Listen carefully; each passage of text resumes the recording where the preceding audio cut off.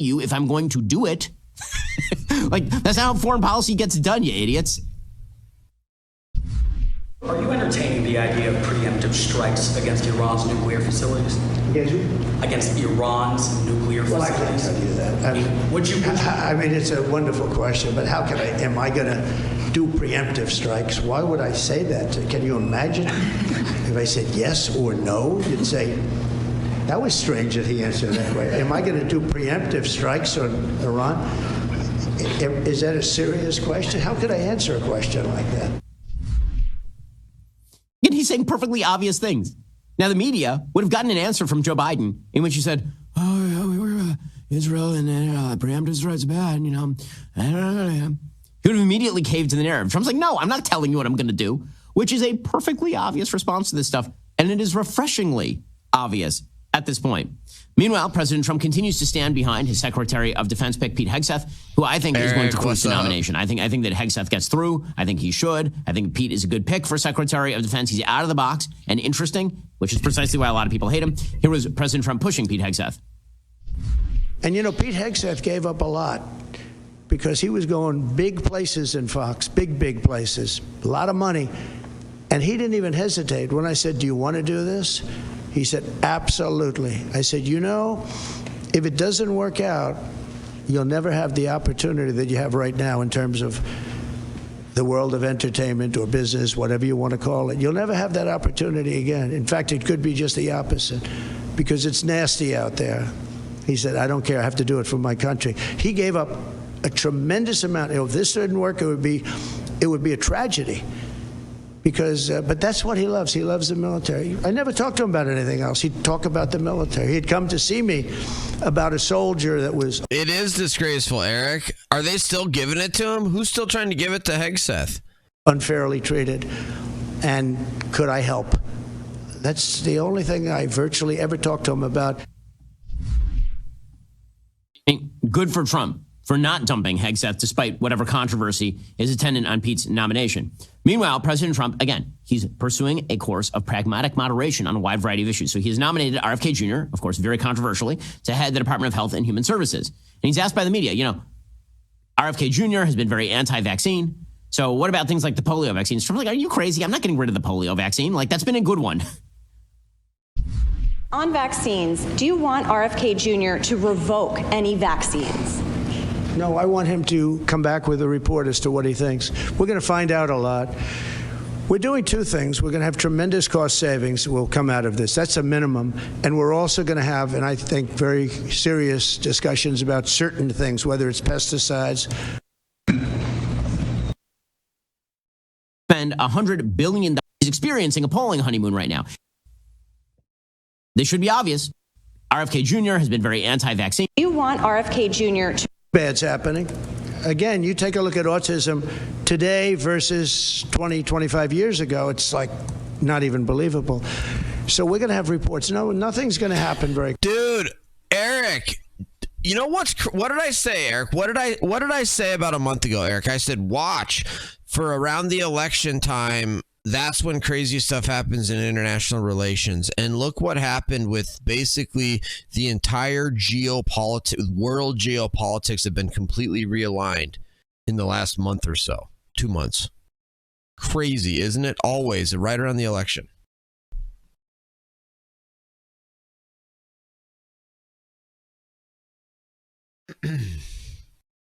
Complete realignment of geopolitical powers.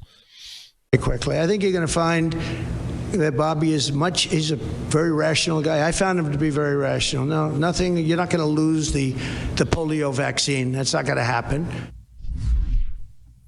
Again, what he is saying here is perfectly legitimate and perfectly pragmatic. Dude, this is crazy.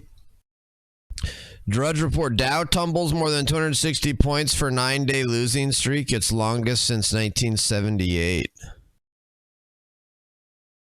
Dude, why is the Dow getting absolutely hammered right now? The Dow entered the history books Tuesday with its first 9-day losing streak since 1978. The 30 stock average slid 267 points or 0.61% to settle at 43,000. The S&P 500 lost 0.4%. closed at 6,000, while the NASDAQ dropped 0.32 to end at 20,000. The Dow's losing streak began the day after it closed above 45,000 for the first time earlier in the month. The Dow anomaly comes at a time when the broader market is doing well. The S&P 500 hit a new high December 6th and sits less than 1% from that level. The NASDAQ hit a record on Monday. Driving the Dow's losses has been a rotation into tech and out of old economy stocks that gained in November following the re-elect of Trump. Those stocks dominate the Dow. Wait, so the Dow went way up after Trump and now it's coming back down?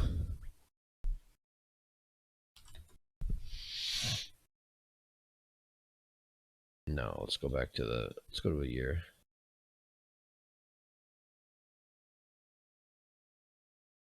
Oh, wow. Yeah, it really skyrocketed, didn't it? Holy cow. Yeah, November. When was the election?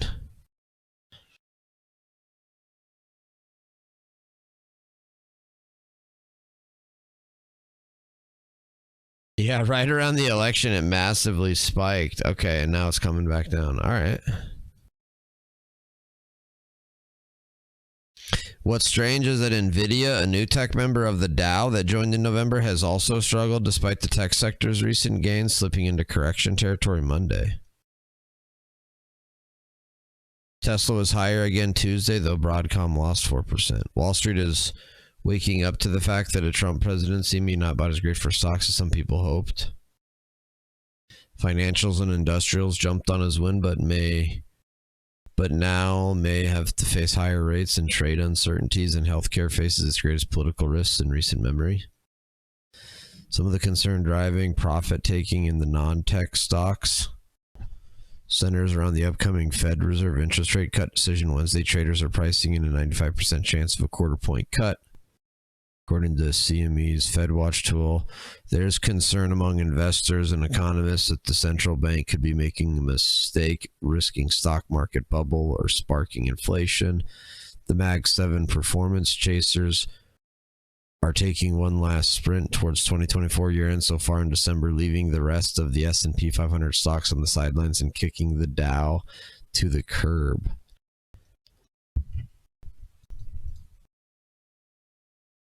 November's retail sales figure came in better than economists expected Tuesday, adding to concern that the Fed may be taking unnecessary action.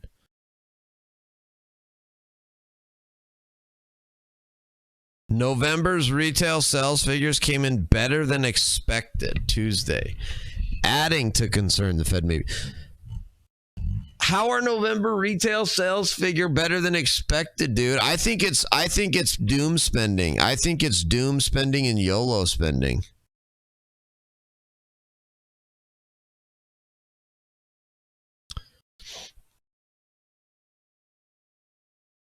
All the Dems, the media, a few rhinos, Assad is gone. I didn't see that coming at all. No, I know, Eric. But not only just Assad is gone, like Hezbollah has been destroyed in large part. Hamas has been destroyed in large part. Iran is sort of weaker and on the back foot. Russia still can't retake Kursk. Russia still hasn't retaken Kursk, has it? When I say whoa, do you say law? Whoa, law, whoa, law. Oh, that's hilarious. Okay, Pro-Law's coming in number 2. 450,000.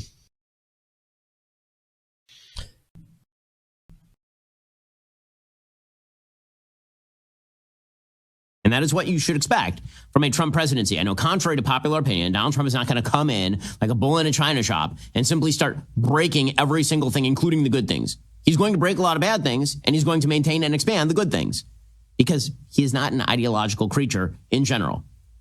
Now, to me, listen, I have a very clear ideology. I think that ideology bears significant fruit. I think that the free market ideology of Javier Milei in Argentina, for example, is a purist ideology that has borne significant and great fruit. Donald Trump is not an ideologue. But here is the thing. If he is utilitarian, many of the things he does are going to be things that conservatives like because conservative solutions actually work. And meanwhile, speaking of pragmatism, Donald Trump is now reaching across to the other side of the aisle. He is possibly going to select Florida Representative Jared Moskowitz, a Democrat, to lead the Federal Emergency Management Agency, which again makes sense. Typically, administrations try to have somebody across the aisle to join the administration. Moskowitz is in the mix. Again, it's sort of a fascinating pick. Moskowitz has been relatively moderate because, again, he is from Florida, and Democrats from Florida tend not to be Democrats from New York, for example. However, since Trump won in November, Moskowitz has taken a notably friendlier approach to the incoming administration than some of his Democratic colleagues, according to CNN. He was quick to offer praise on social media when Trump tapped another Florida native, Susie Wiles, as chief of staff. And of course, Moskowitz knows her because he worked with her when she was in Florida politics. He's also the first Democrat to join the recently created Department of Governmental Efficiency Caucus in Congress. He represents Broward County, and this would not be the first time that he served in a Republican administration. Under Florida Governor DeSantis, Moskowitz spent 2 years as the director of emergency management, so he'd be a perfect pick for this sort of thing. Also, on a practical level, it would probably be a good thing for President Trump to do this, considering that he has plucked a bunch of representatives from the Republican side of the aisle to serve in the administration. One way to sort of even the voting score is to pluck a couple of Democrats and put them inside the administration as well.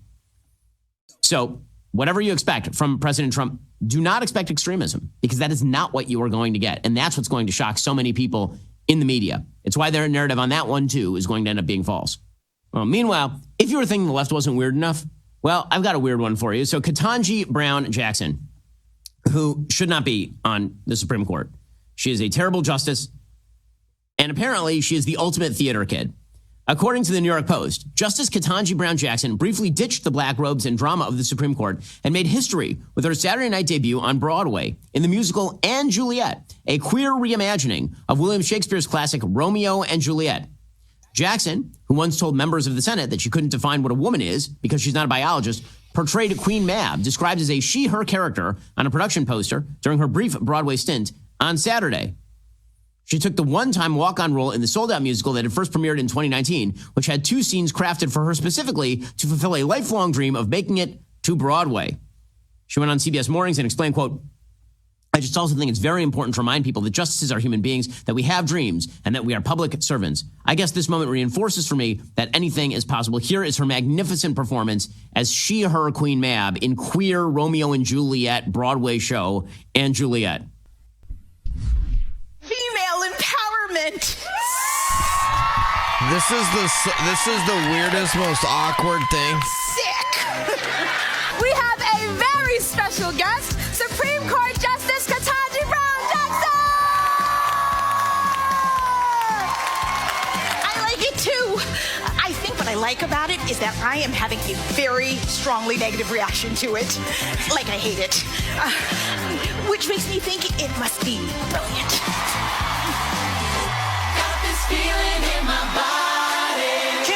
I actually, in all fairness, sir, it's like to me, this is actually cringe and like, oh my goodness. But in all fairness to Ketanji Brown Jackson, I actually do support people doing art and artistic things outside of their work on their free time. You know what I mean? I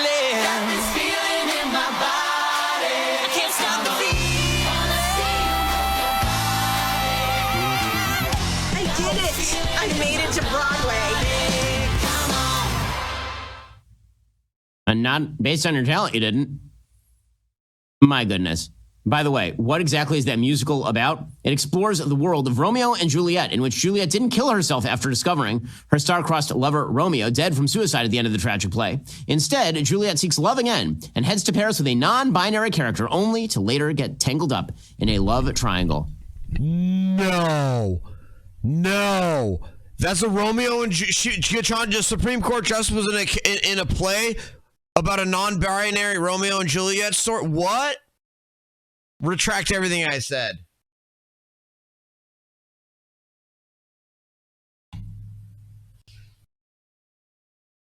Wow. That is weird. That is super weird. And I'm just going to tell you that we were told by the left that JD Vance is weird, or that Amy Coney Barrett, because she has lots of kids, is weird. We've been told that Clarence Thomas is weird by the left.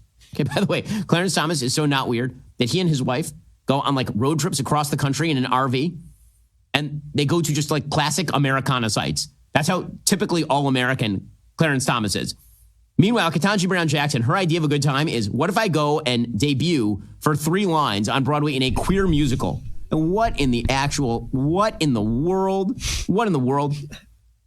In her memoir, Lovely One, Jackson reflected on how she applied to the Ivy League school, in part to fulfill her lifelong dream of becoming the first black female justice to take the Broadway stage. She went to Harvard University alongside actor Matt Damon. She wrote in the book, quote, I, a Miami girl from a modest background with an unabashed love of theater, dreamed of one day ascending to the highest court in the land, and I had said so in one of my supplemental application essays.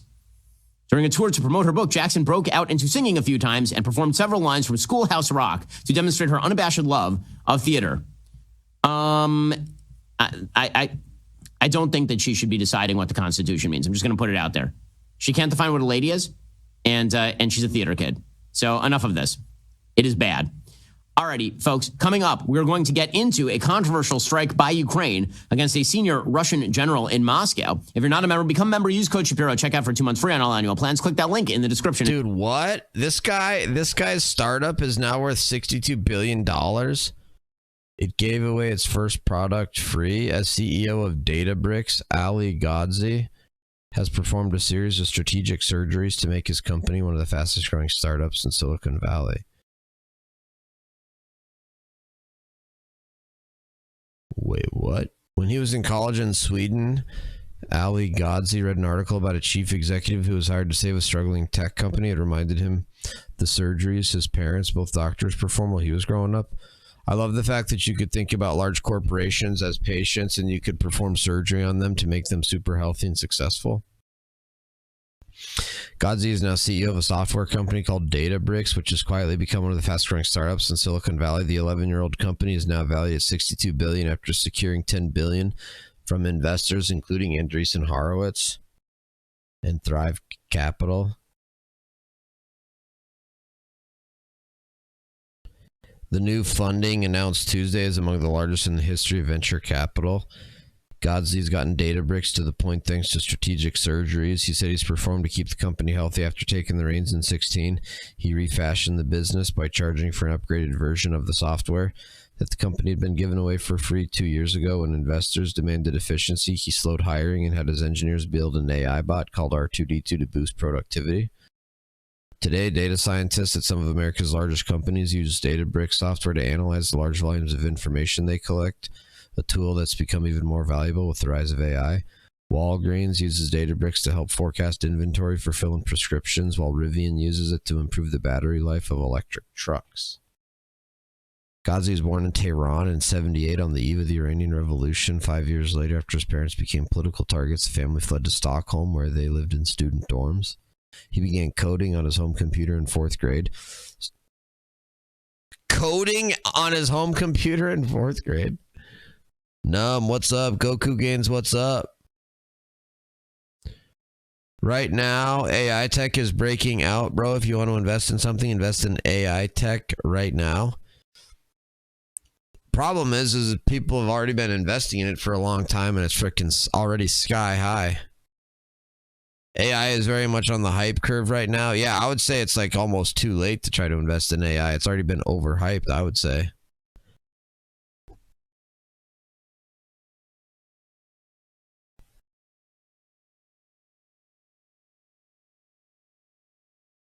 I mean, I guess you could say I am invested in AI because I'm invested in the stock market generally.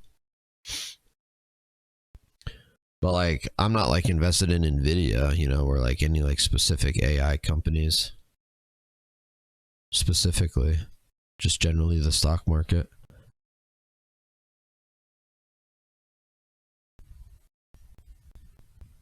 He began coding on his home computer in 4th grade, started a business where he charged his classmates to fix their broken computers.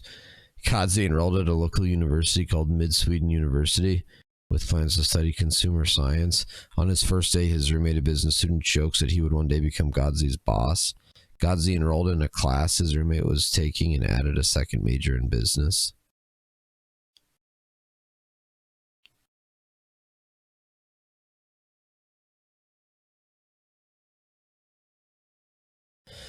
While in college, Ghodsi started a consulting firm that built a scheduling system for a local city government, he said.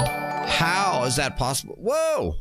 Altar with the primer for 52 months. Thank you. 3 just chatting days in a row. Let's go. Thank you, Altar. You know it. You know it. I'm heavily invested into Palantir, very patriotic AI company. Share started at 20 now up to 75. Yes, Palantir is doing extremely well. I know some folks as well, Goku Games, that have done very well with Palantir.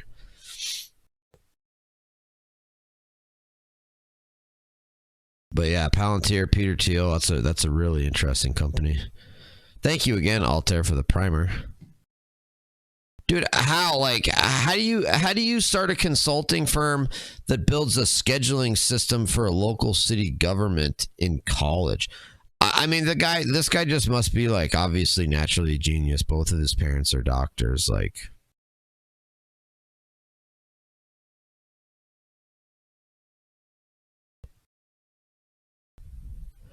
that's crazy to be this smart as this guy is. In 2009, after completing a PhD in computer science, Godzi moved to the U.S. as a visiting scholar at the UC Berkeley. A year later, while working at AMP Lab, a data analytics lab affiliated with the university, he and 6 other researchers developed a new piece of code called Spark.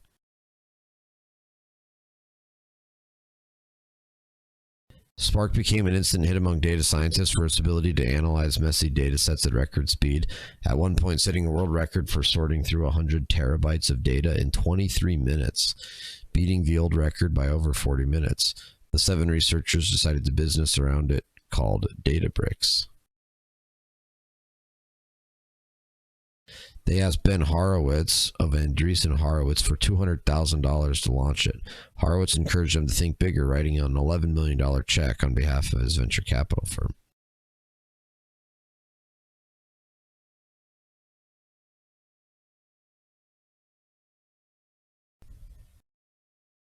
At first, Godzi was unsure whether he wanted to become a full-time tech executive. He worked part-time at Databricks, where the first CEO was fellow Berkeley computer scientist Ion Stoica. In the fall of 2015, Godzi applied to become a computer science professor at the university. Then came a call from Horowitz. He asked Godzi to become CEO. In January 16, Godzi succeeded Stoica, who returned to academia. At the time, Databricks charged for a more user-friendly version of Spark, but was struggling to find large customers who would pay for it. Many were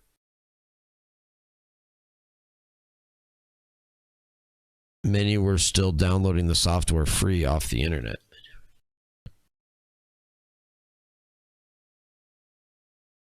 The challenge became clear when a potential customer asked Godzi and another co-founder for a selfie before a meeting.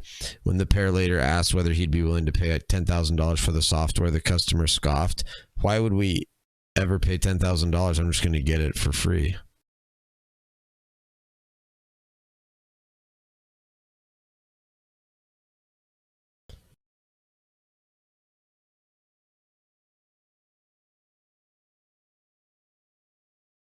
Under Godzi, Databricks added new features to Spark that were only available to the startup's paying customers.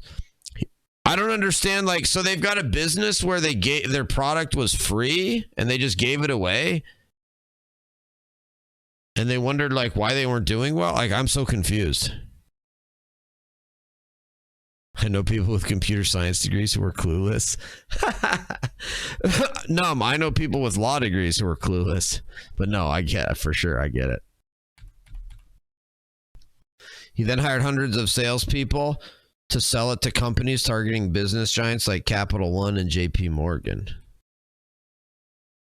Godzi replaced the executive team and began sharing his board presentations with the startup's 250 employees, a decision inspired by a business case study he had read in college describing how factory workers perform better when they shared the same goals as their bosses.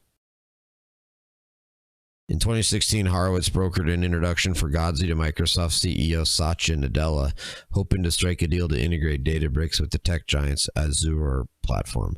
Before they were set to announce the deal, some executives inside Microsoft got cold feet about the quality of the young startup software. Godzi recalled flying to Microsoft's Redmond, Washington headquarters and fielding their questions for 2 hours before they got on board. Microsoft signed the deal in 2017 and committed to generate $100 million in sales for Databricks.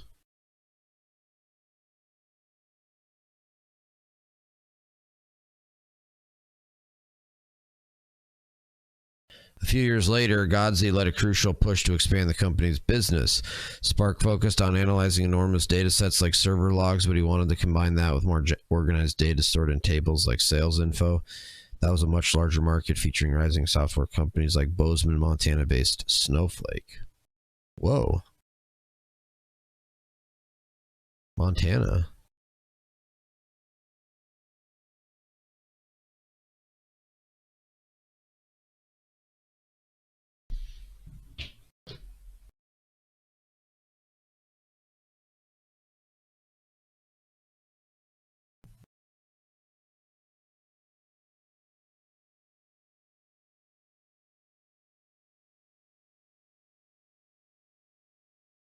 Never even heard of this business. Customers said the resulting product saved them hundreds of hours they'd previously spent working across different data formats to gain insights from them. Sales grew even as many companies cut back on software spending during the post-pandemic tech downturn. You can pry it out of my dead cold fingers. Dan DeMeyer, Chief Product and Tech Officer at the online clothing reseller ThredUp, said of his engineers' loyalty to Databricks. In 2022, Godsey realized Databricks had grown too bloated and needed another surgery. A decade after its founding, his startup was doubling the number of new hires each year and losing money, but his investors were now demanding efficiency. At an annual company offsite held at the Venetian Hotel in Las Vegas in February 23, Godsey told his roughly 5,000 employees. Dude, that's crazy. 5,000, like, it's already 5,000 employees. Like, that's already that sounds like that's not even a startup to me, dude. You're at 5,000 employees. That's no longer a startup. Like, that's a big company, isn't it? Making profit through services. Yeah, maybe, I guess. Yeah.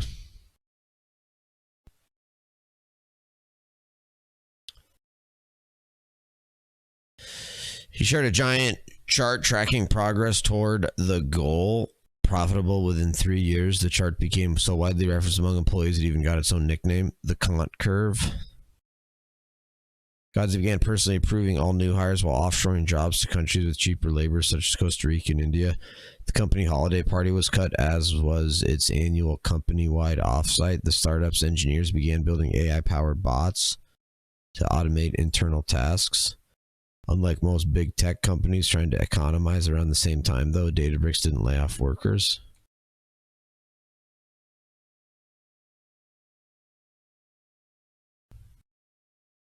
Since unveiling the Conti curve, Databricks more than doubled revenue to $2.6 billion while halving its negative operating margin. At the same time, Godsey went on a deal-making spree to try to position Databricks for a new spurt of growth.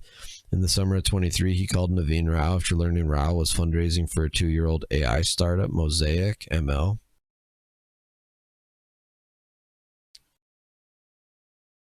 Godsey offered to buy his company for $1.3 billion.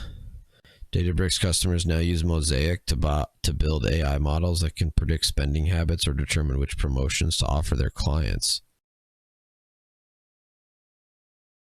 In the spring, he caught wind that Tabular...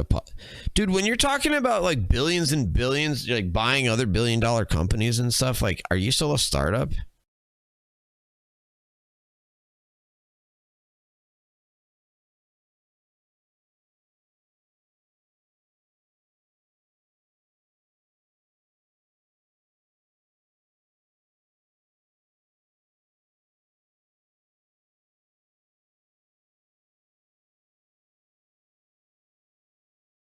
Wow, crazy story, man. That guy's killing it, man. Let's see if what Forbes breaking news has up for the day. I know someone who made an AI startup for cybersecurity intelligence. He sold his company in 2022 for $2 million. Wow. The company was 2 people. Wow, that's crazy. If you're on the venture capital treadmill, I guess you could be. Yeah, I guess. Yeah. If you've got that much.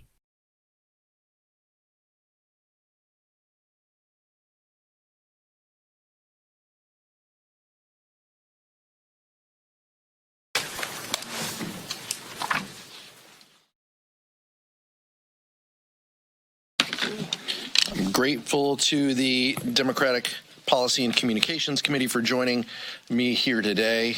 My thoughts are with Vice Chair Ted Lieu, who is tending to some family matters as well. It's clear that the American people want us to tackle the affordability crisis. They voted to lower their own costs. They didn't vote to lower corporate tax rates. Donald Trump and House Republicans have decided that your concerns aren't as important as the billionaire donors that he has made promises to. Trump repeatedly said during the campaign that he would bring costs down. At a rally in Pittsburgh, he said, quote, "A vote for Trump means your groceries will be cheaper." In North Carolina, he said, quote, "From the day I take the oath of office, we will rapidly drive prices down." Fast forward to today, and he's already abandoning that promise to working people, telling Time magazine that actually driving costs down is, quote, "very hard." Was he lying the whole time, or has something changed? You know, it is hard. It is hard. Look at these dirtballs just literally trying to undermine the elected president of the United States for no reason other than partisanship. Look at these dirtball House Dems. Hard to lower the costs of living if you spend all of your time and energy trying to pass a massive tax cut for billionaires. Bro, you tried that during the election. Nobody buys that argument. Nobody believes that lie when 85% of Americans got tax cuts under Trump. Quit lying. You lost the election because of crap like that. At the expense of the American people, serving your billionaire cabinet over the people who put you in office. Some of the same companies that charge these prices is who he is now advocating for. Under Trump and the Republican-controlled Congress, the American people will pay more for less. House Democrats have a plan to bring down the cost of living for...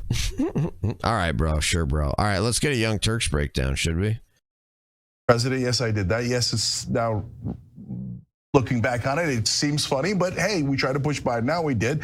Anyways, I pulled it 2%. That's it. I'm suing. Should have been at least 3%. Okay, I mean, this is absurd. It's insanity. How do I know if that was the right one, the right number, or not the right number? I don't know. Oh, so now they're talking about Donald Trump suing the Iowa pollster as if that's the most important issue? Come on, Chank. Wait, how?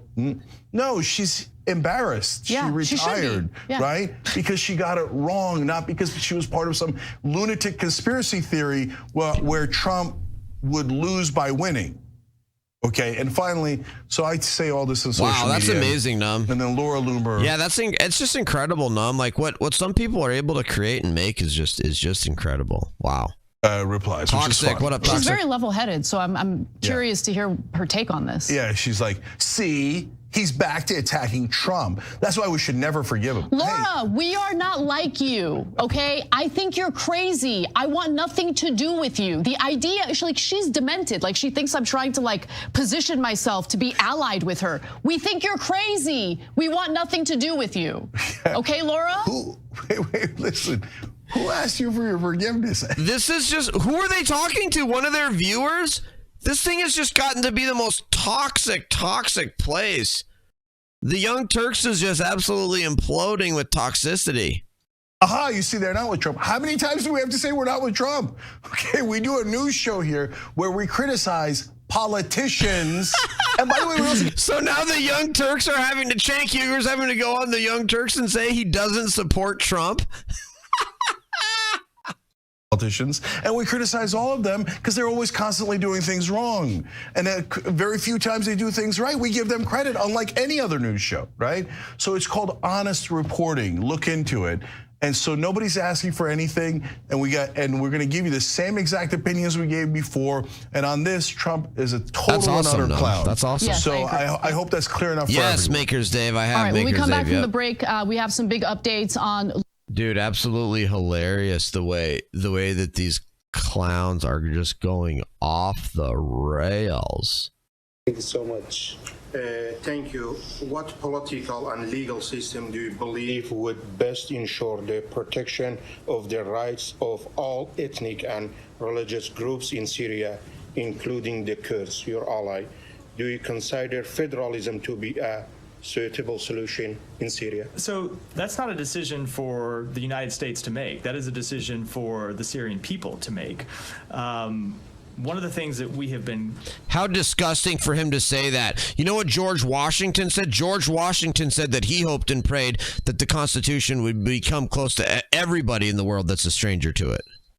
Incredibly clear about... I was going to say since the fall of the Assad regime, but really when you go back to the adoption of UN Security Council Resolution 2254, the thing that it called for was for the Assad regime to actually deal with the aspirations and demands of the Syrian people, something that he never did, and it's the chief reason for his downfall today. And so what we believe is important is that the Syrian people decide the type of government and a constitution, a framework that represents their aspirations, that represents the kind of normal compromises and a give and take that happen in civil society. And so when you see us outline principles, chief among those principles is that the path forward needs to be inclusive of all the Syrian people, that it needs to be transparent, and that it needs to be accountable, and ultimately give the Syrian people the right to answer those very legitimate questions. Following question, do you continue to support the Kurds as your ally in Syria?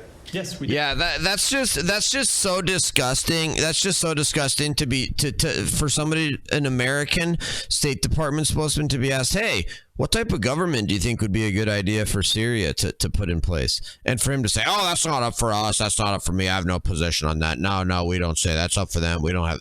It's like, go back and look at George Washington's farewell address when he said that he hoped that America could do such a good job under our Constitution and that he hoped and prayed that everyone around the world might someday have a Constitution like ours. That's how much he loved our Constitution and respected it, and how good he thought it was. Apparently not if you're a Democrat in 2024. Holy cow.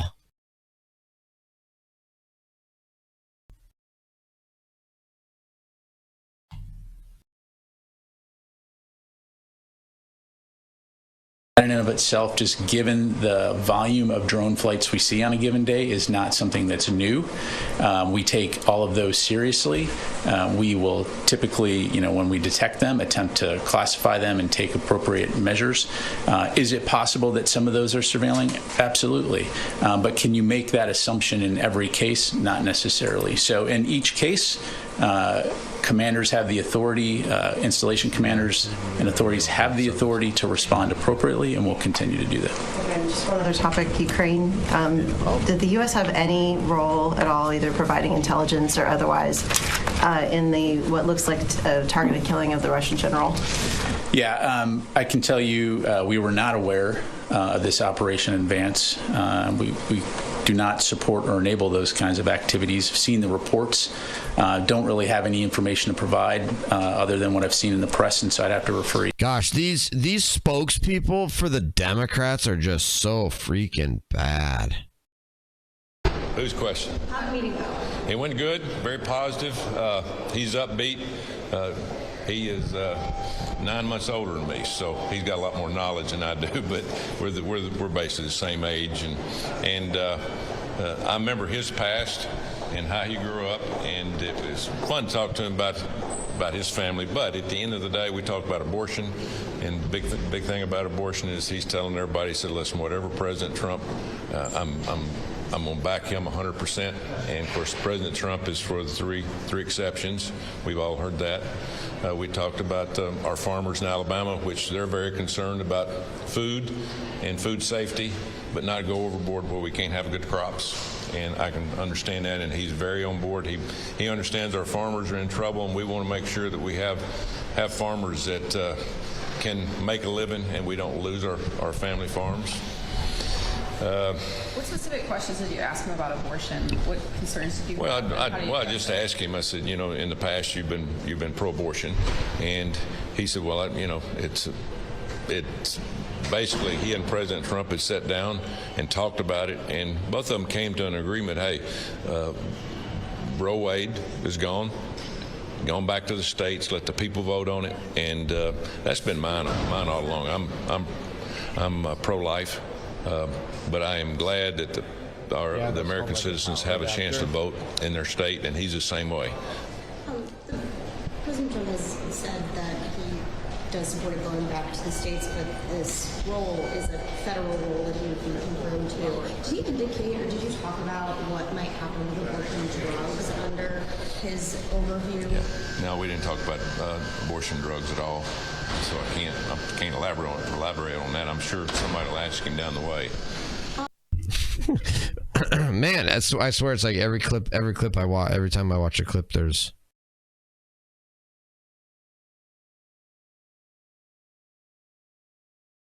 Recognizes Representative Luttrell for 5 minutes for any questions you may have. Thank you, Madam Chairwoman. Good morning to both of you. Thank you for joining us today. In your opening statement, you let me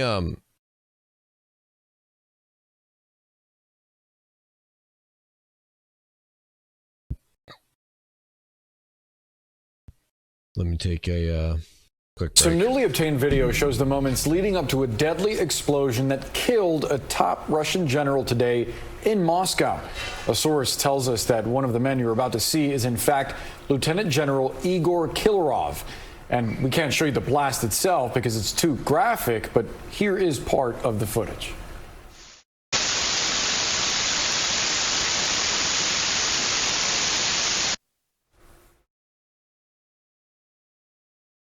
Russian officials say the general and his assistant were killed when a remotely detonated bomb planted in an electronic scooter, which you may have noticed standing there next to that door, went off. Kyiv has claimed responsibility. Ukraine has claimed responsibility here. Kirillov was wanted by Ukraine for using chemical weapons. Russian officials are calling his killing a, quote, terrorist act. Let's discuss with retired Lieutenant General Mark Hertling. General Hertling, thank you so much for being with us. Obviously, this explosion, a very ambitious and well-planned targeted attack. I wonder what the strategy was behind Ukraine targeting this specific Russian official.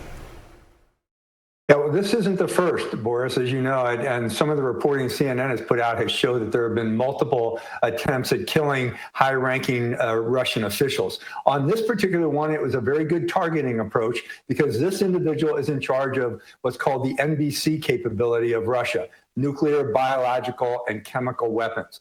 Russia has used chemical weapons inside of Ukraine. They've used a type of what's called CS gas or chlorine type of gas to basically affect soldiers on the front line. And that's in violation of both the Geneva Convention and the law of land warfare. So in absentia, the courts in Ukraine has held this individual, Colonel General Kirillov, a three-star general, as a war criminal. So this was a targeted attack on him to kill him. But it's also important that it's been done on the streets of Moscow.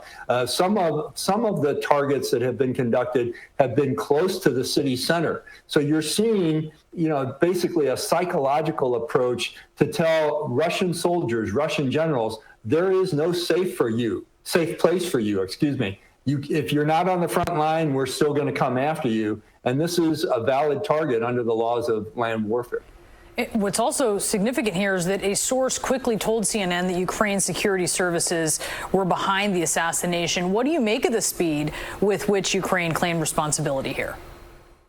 Well, they want to, Brianna. And again, it gets to the psychological effects of something like this. We are everywhere in Russia. That's the message Ukraine is saying. They've struck targets with drones, with some unmanned aircraft, a variety of unmanned naval vehicles have struck the Black and the Baltic Sea fleets. So you're talking about that Ukraine is sending the message that if you're going to strike our infrastructure inside of Ukraine, we're going to come after you too. And again, I'll repeat it, there is no safe place for the Russians who are commanding this illegal invasion of Ukraine. What do you anticipate the Russian response to this is going to be? Well, Boris, in the past, what they have done is amped up the number of drones and missile attacks inside of Ukraine against various infrastructure targets, hospitals, schools, energy sources. I think we'll see some more of that. I'm not sure how much more they could do. There were a couple of days last week where there were between 200 and 300 kinetic projectiles launched inside of Ukraine against civilian targets. So once more, it's the illegality of what Russia is doing as war crimes against the country and the citizens of Ukraine, avoiding the military aspect of what's going on. So Ukraine is fighting back by saying, we're going to come into Russia and strike military targets and leave your infrastructure alone. But they're going after the same. All right. There was something I wanted to. Oh my gosh. Alvin Bragg gave a press conference. Are you serious right now?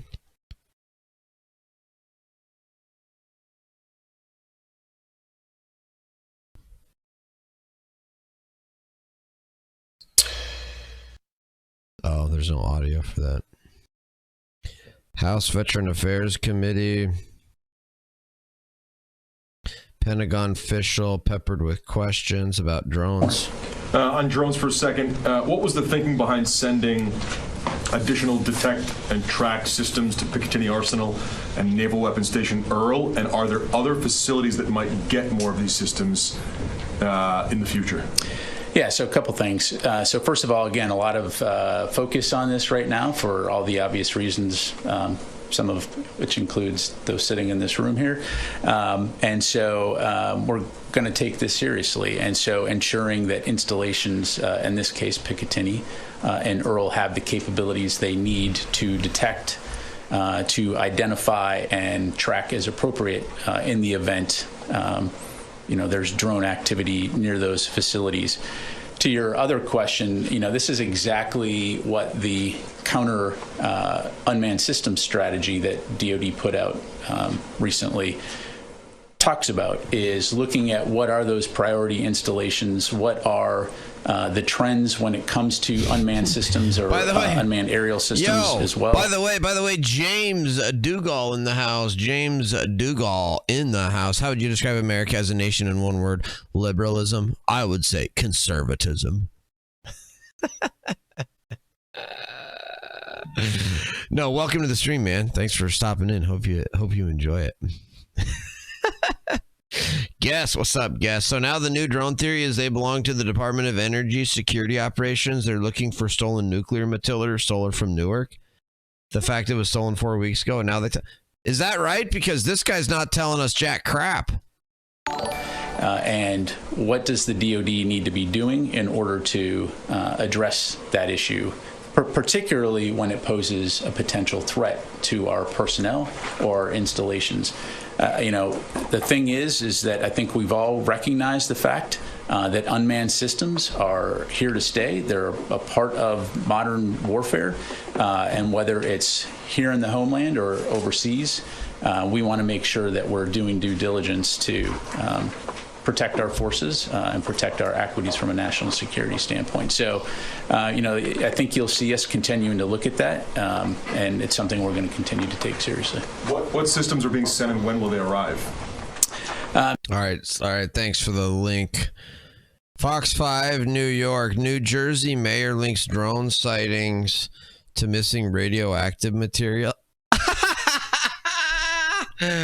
Are you serious? From hard hats to steel-toed boots, Grainger's got your safety needs covered.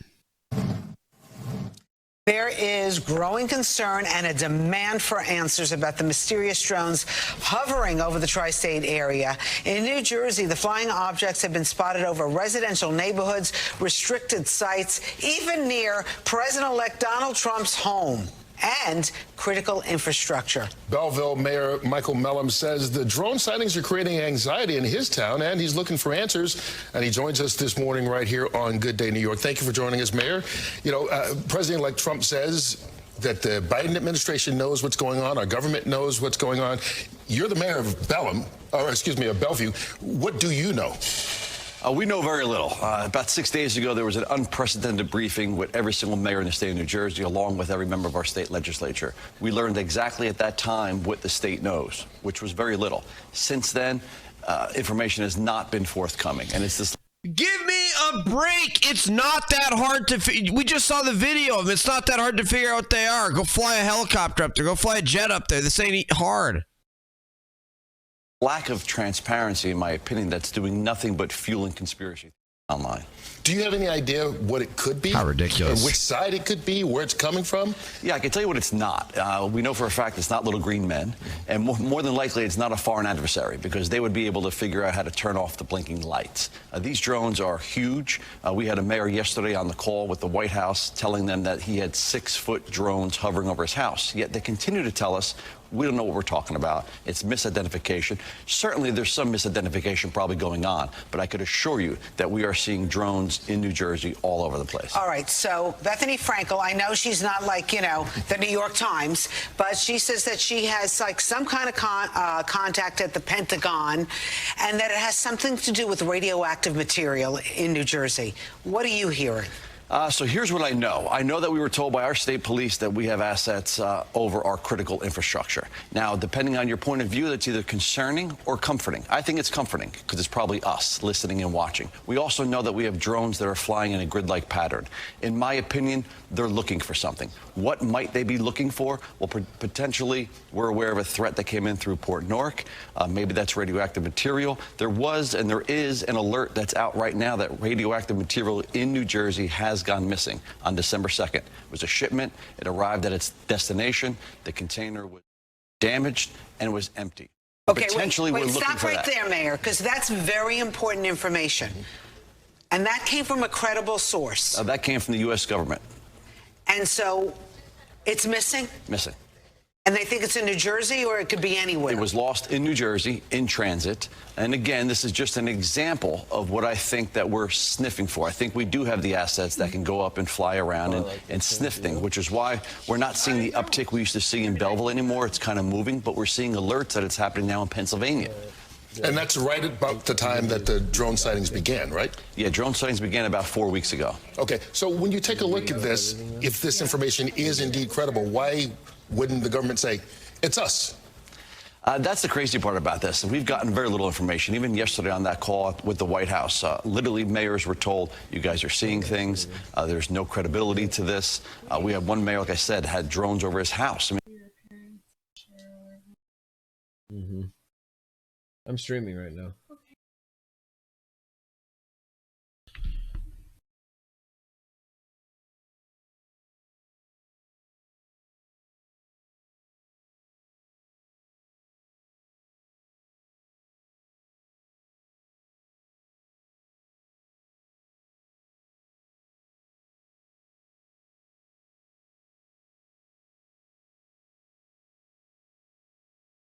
we're no longer going to stand for not uptick we used to see in Belleville and sniffing, which is why. So how did this guy figure out that there's missing nuclear material anyway? We're not seeing the uptick we used to see in Belleville anymore. It's kind of moving, but we're seeing alerts that it's happening now in Pennsylvania. And that's right about the time that the drone sightings began, right? Yeah, drone sightings began about 4 weeks ago. Okay, no. so when you take a... No, I'm not giving you feedback on your little BS. Altair with the 25 bits. Thank you, Altair. Appreciate it. Look at this. If this information is indeed credible, why wouldn't the government say, it's us? That's the crazy part about this. We've gotten very little information. Even yesterday on that call with the White House, literally mayors were told, you guys are seeing things. There's no credibility to this. We had one mayor, like I said, had drones over his house. I mean, we're no longer going to stand for not hearing the truth. I mean, our state government is failing us. They're not getting the answers from the federal government. And even though yesterday they told us that there's nothing to see here, today there's a top secret briefing going on in Congress. Well, what are they being told that we weren't told yesterday? Real quick, did you know yesterday when you were on that call about this missing radioactive activity or merchandise, or did you know that this morning after the call? I was made aware of it yesterday morning. I did raise my hand. We weren't allowed to speak. I did raise my hand, was not called on to. West Dude in the house. What's up, West Dude? Dunce fine. What? Dunce fine. Okay, you're finding somebody for being a dunce by making him wear the dunce hat. Okay. So apparently it is. You were on that call about this. On things. He says concerning even the president-elect. Good morning. I did raise my hand. We weren't allowed to speak. I did raise my hand, was not called on to get that question answered. So apparently it is concerning even the president-elect, who I'm sure gets some kind of briefings on things. He says he's not going to his home in Bedminster, right? Yeah, I listened to him yesterday. He no doubt gets the same exact briefings that President Biden gets. He says our government knows. He says our president knows. And he also ended with saying, I'm not going to be in New Jersey this weekend. So what do you want to know? What do you want the government to me it sounds like, wow, this actually sounds, yeah, I guess this sounds to me like the drones are looking to see if there's any nuclear fallout or nuclear isotopes, or maybe they're searching for the stolen nuclear, maybe they think the nuclear shipment is stolen and they think they can find the shipment, or they're worried that there's nuclear waste or radioactive material like gonna cause harm to people. But Trump saying he doesn't want to go there, it's like, dude, Trump might know, if Trump knows that there's potentially radioactive materials around New Jersey, it's like, dude, I wouldn't be going to New Jersey either.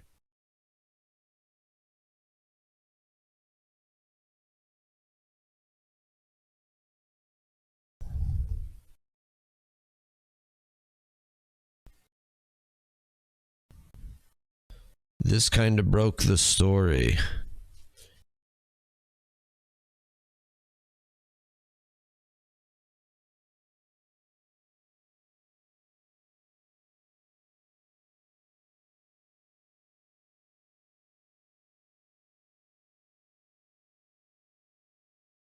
Kansas. I'm not normally a TikTok kind of a guy. I like watching this stuff every once in a while. But I'm a manufacturer of unmanned aircraft, military grade unmanned aircraft. See one of my systems here.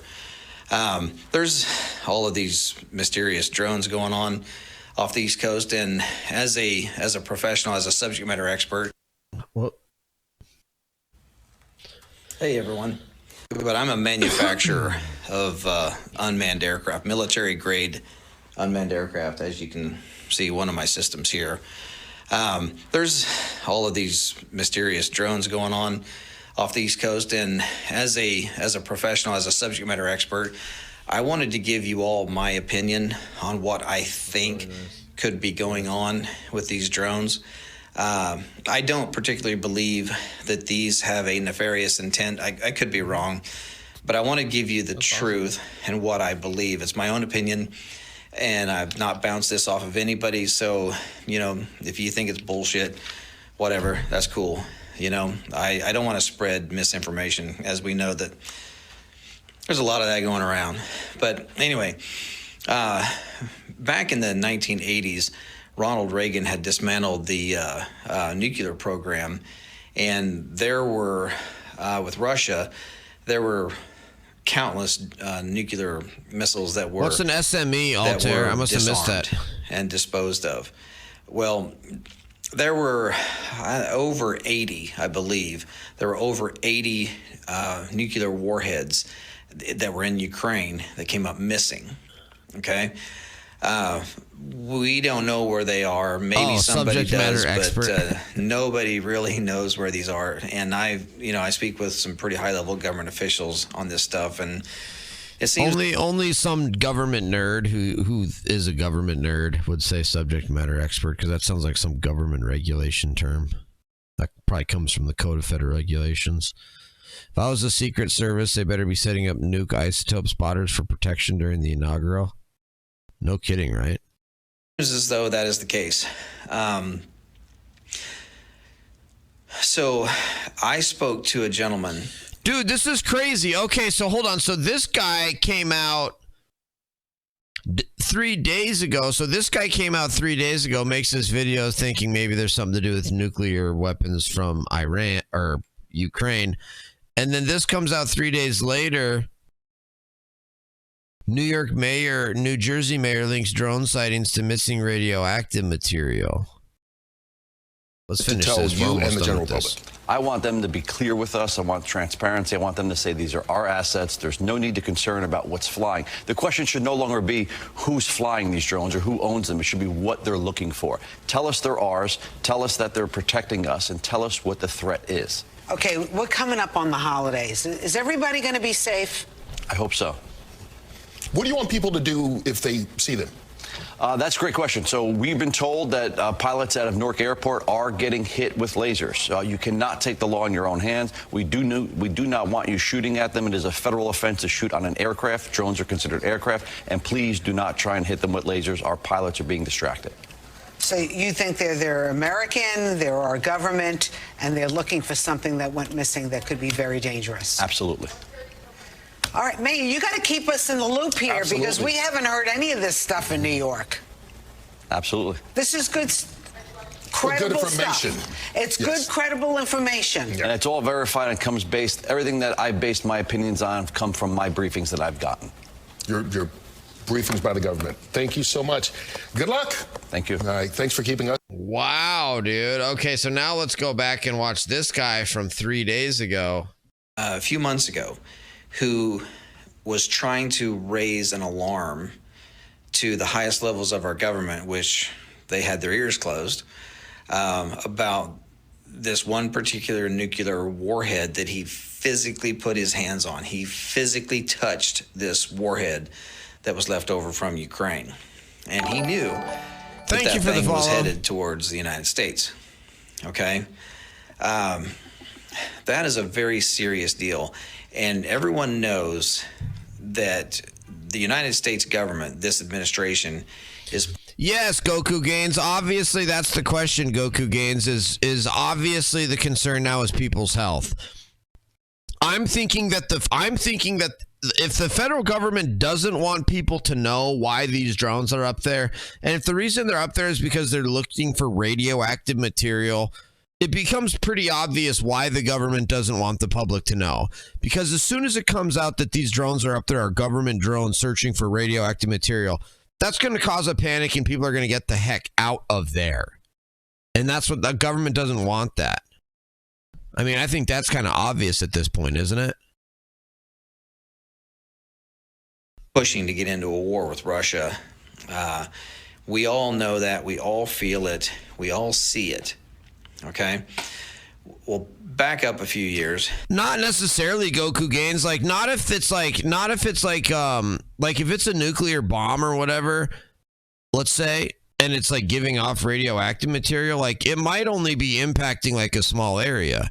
It might not be impacting anything, or it could be impacting a huge area. It could have leaked out. It could have not leaked. It could be contained. It could not be, like all of that stuff could, or radio. Also, small amounts of radiation or even dangerous amounts of radiation, you're not going to like go immediately to the hospital. I don't think anyway. I could be wrong about this, but instead you may get cancer in 20 years though.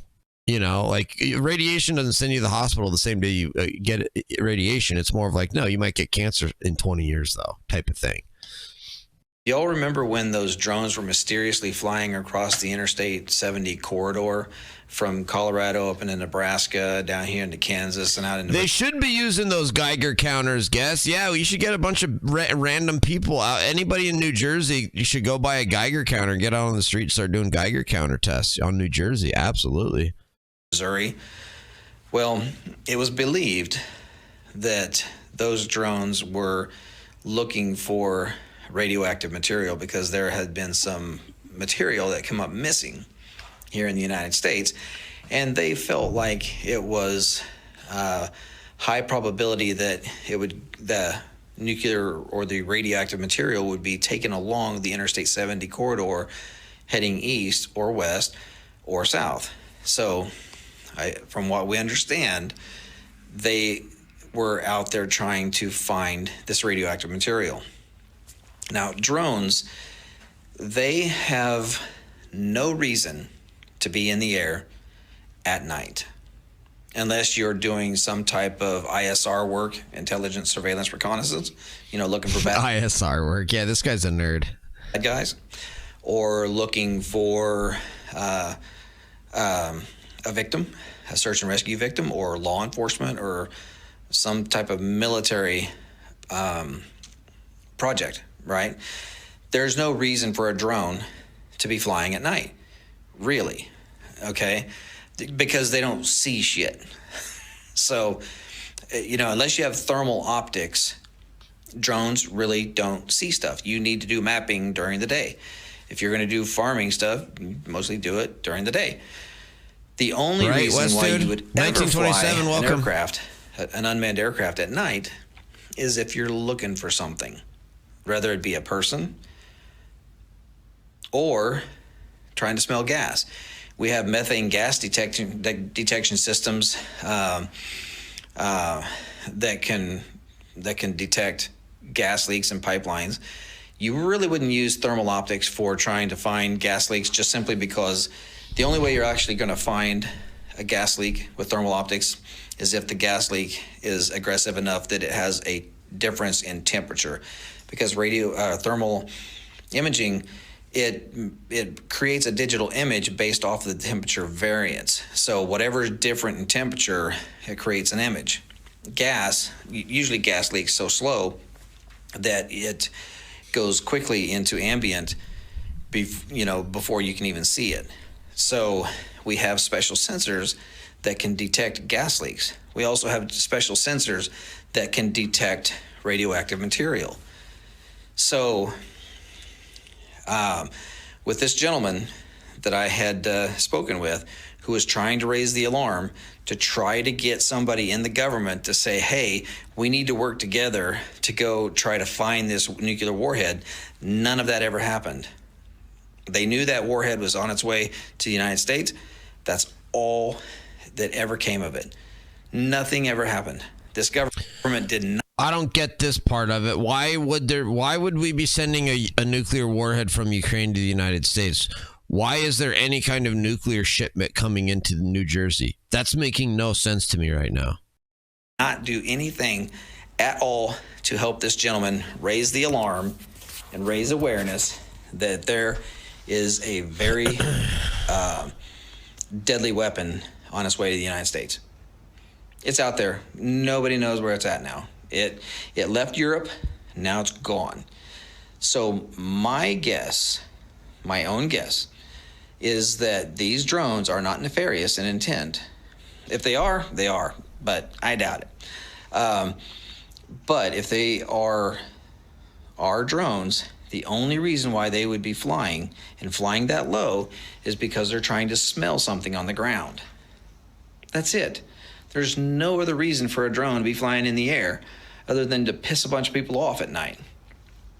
That's it. So my belief is they're trying to smell something on the ground, gas leaks, radioactive material, whatever. So, and do I think that that they're coming up out of the ocean? No, I don't think so. Drones that are multi-copter type drones, not the fixed wing aircraft that look like regular airplanes, but the multi-copters, they only have so much battery life. They have hybrid versions that are gas powered with electric, but those can still only fly for a short period of time. There's no way in hell that any drone is going to go miles off the coast as a multi-copter and fly into the interior of the United States and do a bunch of work and then turn around and fly back. It's just physics will not allow that to happen. So these drones, I believe, are launched from a location that nobody knows, but I do believe that they're flying low enough that they're just trying to sniff the ground and try to find something. So again, I hate to be a pessimist or a guy that thinks, directly to the negative. However, I know as a professional, we build professional stuff for the military. I believe that they're actually out there trying to smell something that's very important. So anyway, let me know what you think of this video. I'm not trying to gaslight. I'm not trying to scare people. I'm just trying to let people know that this is a serious deal. It's only serious for what the potential could be. or for what the potential is. There's a lot of them out there. They're flying all over. They're flying low. They're flying at night. There's no reason for it other than to smell something. So anyway, God bless. I hope you all have a wonderful Merry Christmas, and let me know what you think of the video. Thank you. Wow, dude, that's crazy, man. And then for that, and for this thing to come out, then. So how has like nobody else figured it out, and how is it not like number one headline news everywhere? The government is running drones over New Jersey looking for a nuclear warhead or looking for nuclear radioactive material. How is that not like the number one headline news stories? This is crazy.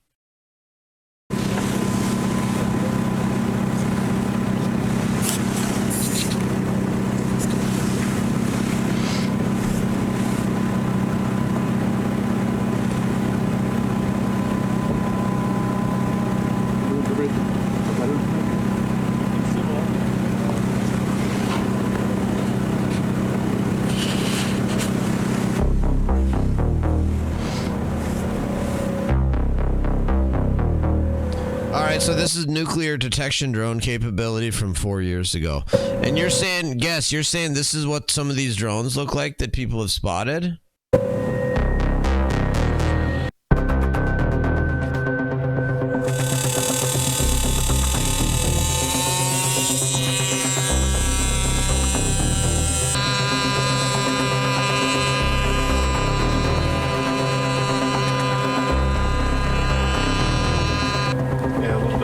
Cesium out there. Okay.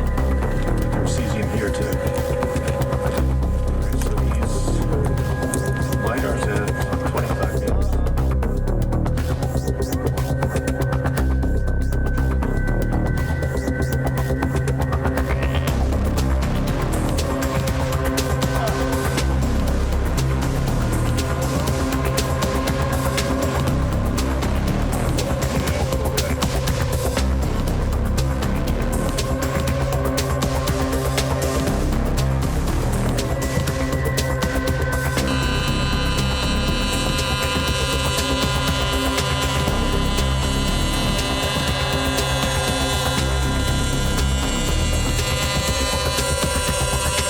Does look like some of the drone footage. That's crazy, man. This is nuts. I can't believe this that you figured this all out, Guess.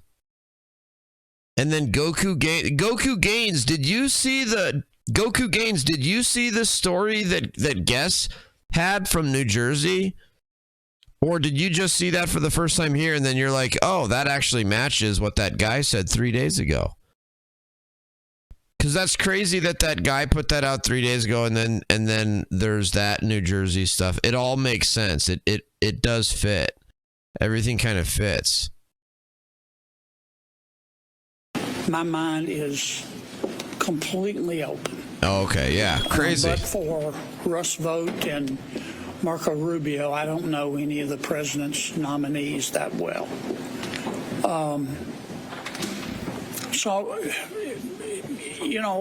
I walk into my meeting with Mr. Kennedy with an open mind. I can tell you this. I have reached one conclusion. He should fire his lawyer, the one that petitioned the FDA to get rid of the polio vaccine. He should call him up, his lawyer, call his lawyer up and say, "Look, man, stop dipping into your ketamine stash. The polio vaccine has saved hundreds and hundreds of millions of lives in the world." Now, I understand that Mr. Kennedy has criticized his lawyer for doing that, and if not criticized him, at least has backed off from any suggestion that he doesn't support the polio vaccine. I was very proud of President Trump yesterday for saying he supports the polio vaccine. So given, I'm going to say it again, I've got a completely open mind. I don't think saying you support the polio vaccine is something that anybody ought to be proud of anybody doing, but okay. But that kind of nonsense is is not it's not helpful. What about, there's sort of a cross current of questions that I think Republicans have. There's also past comments that he's made about abortion. There's some of the comments that he's made about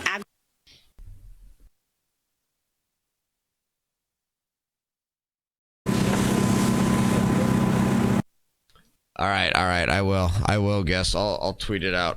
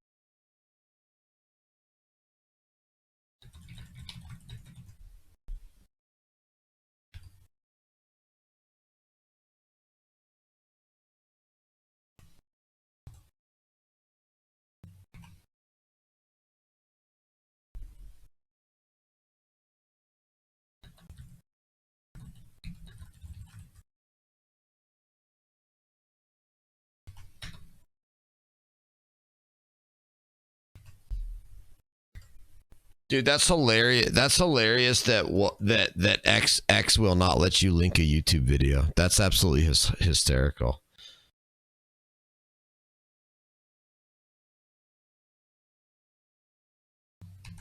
It literally will not.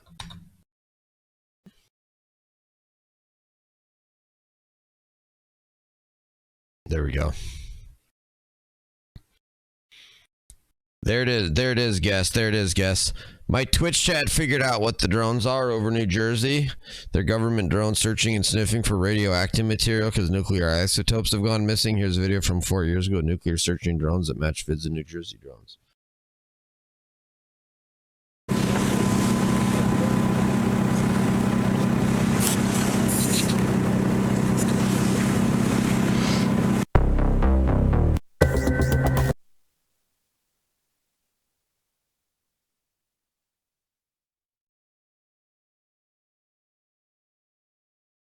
agriculture. I want to talk to Mr. Kennedy about his abortion stand. He's I do like Senator Kennedy. There's some of his comments could be construed, I think fairly, to suggest that he supports abortion up to the moment of birth. And I don't think any fair-minded American does. Now, I don't know why he said what he said on the subject of abortion. I don't know what's in his heart and what he really believes, because he said so much stuff, some of which sounds like he's from outer space. But I am going to talk to him about abortion. What about the ag issues? Have you heard from ag groups in your state? Are you concerned about some of the comments he's made about big ag? Yes. There have been some, I've heard from some of my people back home saying, please ask Mr. Kennedy about this, and please ask him about that. What issues specifically related? Genetically modified crops, for example. Look, let me say it again. My mind is completely open, and I don't believe everything I read in the news, and I don't believe everything I see on the internet.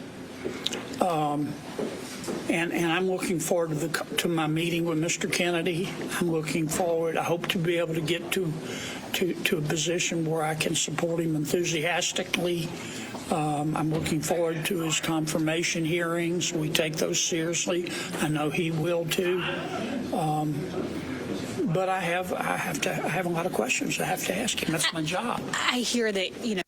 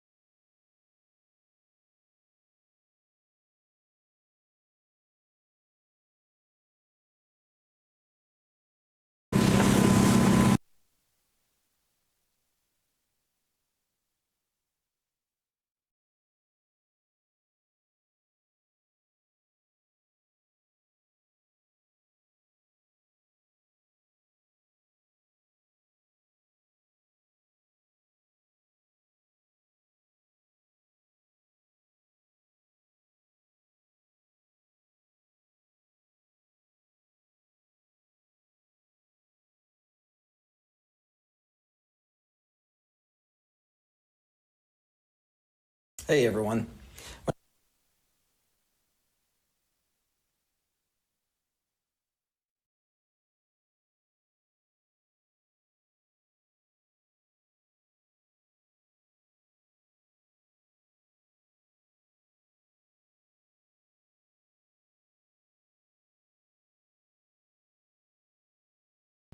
Oh my gosh, I'm such an idiot. That was a bad YouTube short. Hey Bozo, you're muted. You're muted, you Bozo. Sorry.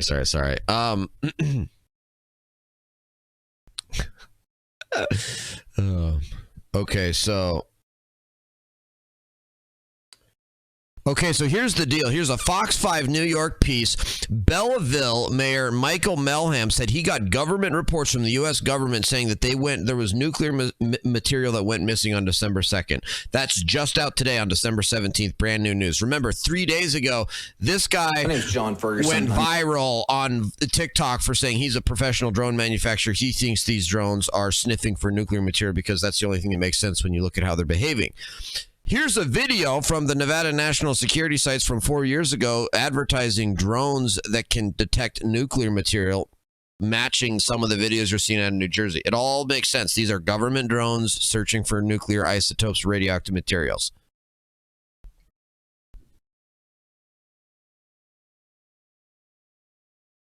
Can somebody else clip that? I can only clip 27 seconds. If somebody else could clip that. Because my clips can only do 27 seconds. I don't know if it's going to be... I don't know if mine are going to be good enough. I did just clip it. Let's see. Manufacturer, he's a professional drone manufacturer. He thinks these drones are sniffing. Yeah, see, I only can do 26 seconds. My clips. I don't know if anybody's... I don't know how to do... See, like, I have this option on my, like, panel to, like, do a clip. It says clip that. Quick actions. Clip that. But I don't know if there's, like, a way to, like, do a full clip. Like, because I'd like to do longer clips. Clips I've created. Like, I wonder if I have to be, like, on my channel to create a longer clip.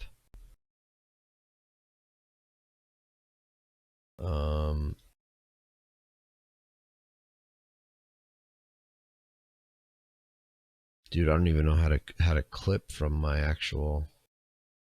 Oh, there it is. Clip.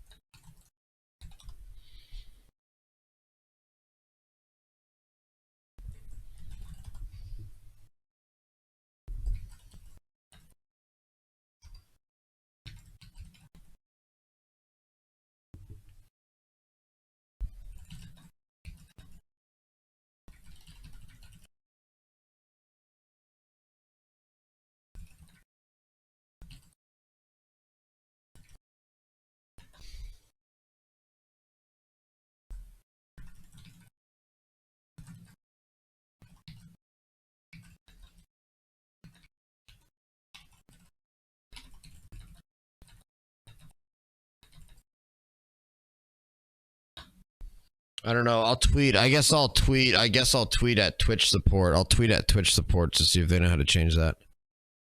Whoa, here's my bro. 30.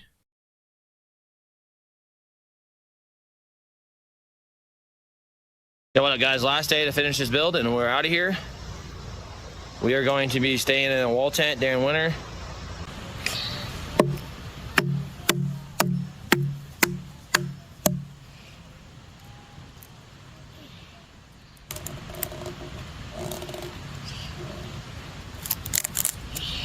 Oh, she's gonna get so many splinters doing that without gloves on. All done with a Milwaukee chainsaw, guys. Maybe Milwaukee will go, hey, let's sponsor this crazy bastard. Many of you guys have bought it because of this. Making some dinner, camping, bushcraft. Quick log cabin build. That was about 2.5 hours of work, easy peasy.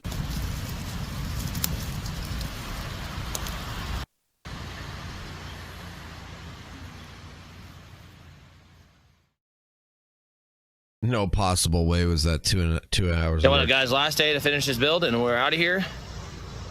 We are going to be 2.5 hours of work. He's like, last day.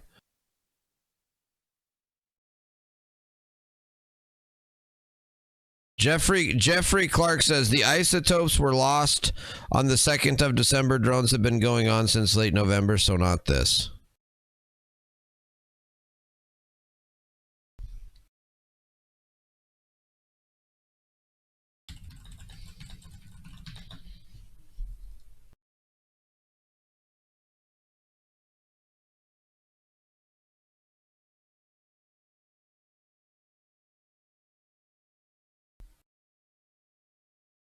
Does this guy even follow me? No, bro, this Jeffrey Clark guy doesn't even follow me. But he says the isotopes were lost on the 2nd of December. Drones have been going on since late November, so not this. Is that true, guess? Have the drones been going on since late November? I wonder if it's possible if the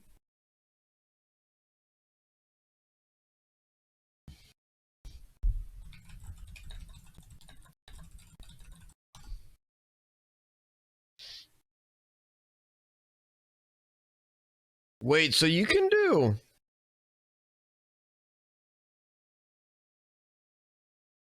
so wait, so clips are limited to 60 seconds?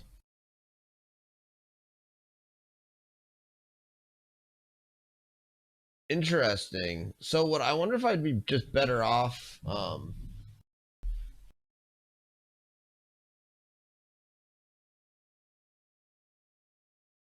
like if I wanted to manually make my own clips, I guess I'd have to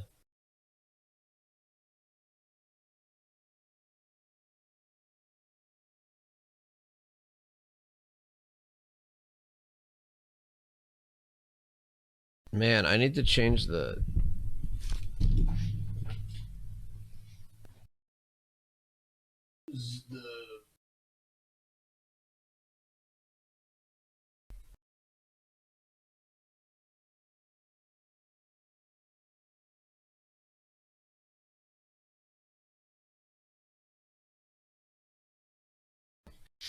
hopefully that's a little bit better. That should be a little bit better.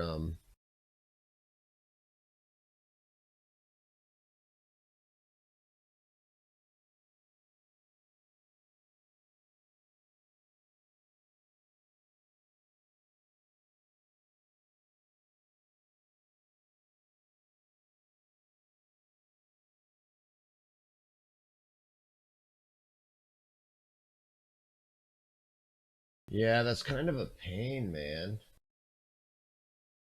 That's kind of a pain. I wish that I could do quick clips that were 60 seconds long. I really wish there was a way to do a quick. Let me see. Maybe I can add quick actions, add stream marker, clip that, edit stream information, raid, manage goals, manage chat, blah blah blah blah blah. Advertisements, timeout with bit shield mode.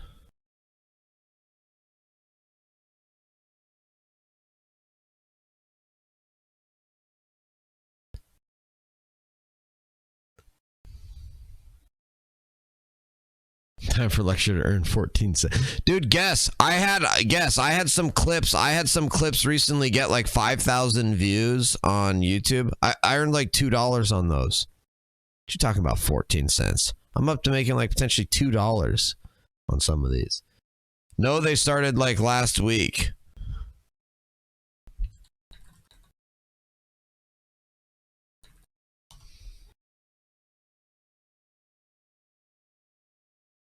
Timeline of New Jersey, New York drone sightings.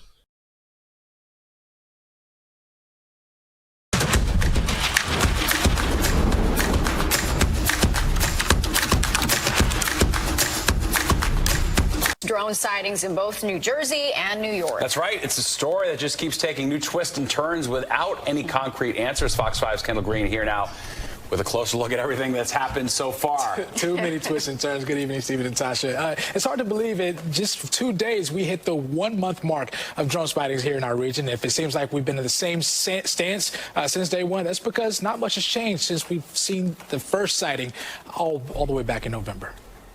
These are all drones in the sky. The drone spotting drama began nearly a month ago on November 18th when Asbury Park Press reported witnesses began spotting several large drones in New Jersey. November 22nd, the FAA issued the first of a pair of temporary flight restrictions, banning drones over the Trump National Golf Club in Bedminster, New Jersey.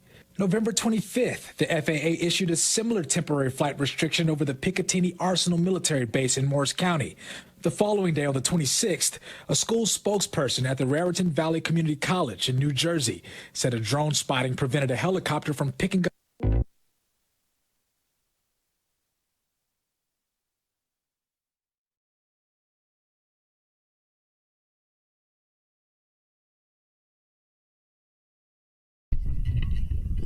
Are you joking? Victim injured in a car crash near campus. On December 1st, a Morris County resident spotted 5 drones in her neighborhood near the Boonton Reservoir. On December 3rd, the Morris County Prosecutor's Office reported drone sightings posed, quote, no known threat to public safety. As on the same day, the FBI asked the public to report any information regarding drone sightings along the Raritan River. A week later, on December 10th, Democratic Jersey Senator Cory... According to this, they did start long before December 2nd. Booker urged the feds to share more information about drone sightings to calm fears of residents. And a day later, on December 11th, speculation took flight. Iran launched a mothership probably about a month ago that contains these drones. But they were quickly shot down by the Department of Defense. As Jersey Assembly member Brian Bergen spoke with Fox 5 about his frustration surrounding state lawmakers' lack of intelligence following a closed-door briefing at state police headquarters. You would expect to learn something substantial. The following day on the 12th, former Maryland Governor Larry Hogan spotted large drones above his home in Maryland, announcing the next morning he is joining the list of lawmakers demanding answers. And finally, Friday, December 13th, Democrat New Jersey Governor Phil Murphy wrote a letter to President Biden asking for more resources on behalf of the state, saying existing laws limit taking action against unmanned aircraft systems to the federal government. So many questions still remain regarding what officials are going to do about addressing these drone sightings. And the sooner we get some concrete answers, the sooner we'll report them, Stephen. Yeah. Dude, that's crazy, man. What in the world?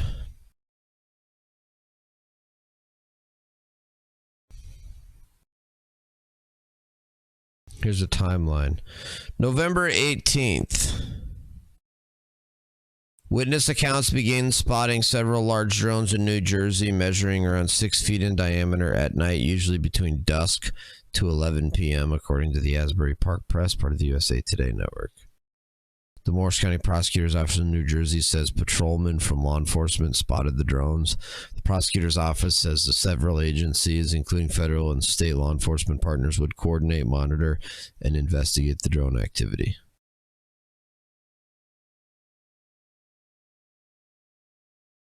They are concerned and demanding information after a wave of mysterious drone sightings. But the government has yet to give any concrete answers. One lawmaker is calling for a state of emergency, while another has an ominous theory about a foreign adversary. Here's CBS's Tom Hansen. This is over my house right now.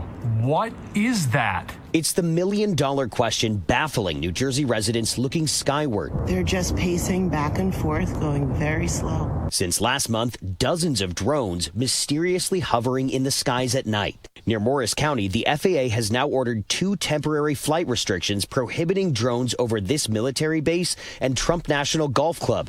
No, they start. Okay, I'm pretty sure there's been mention of an increase of drone sightings since before that. What are we watching next? They were seen now in Canada as well. We've also got mysterious drones in the UK. That's crazy, conservative Irk. If you guys are having drone sightings in the UK and in Canada and stuff, that's weird. But maybe it means they're starting to expand. They're expanding the search.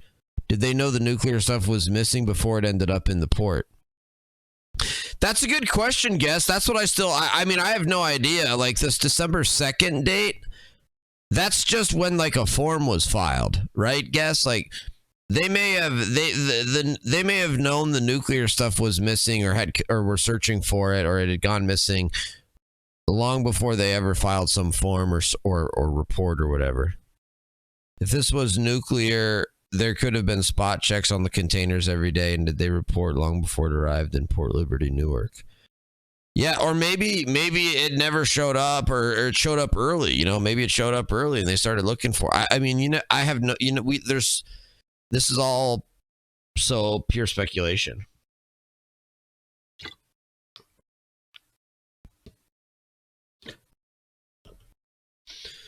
Talk of the drone sighting in the UK preceded this blowing up in the US.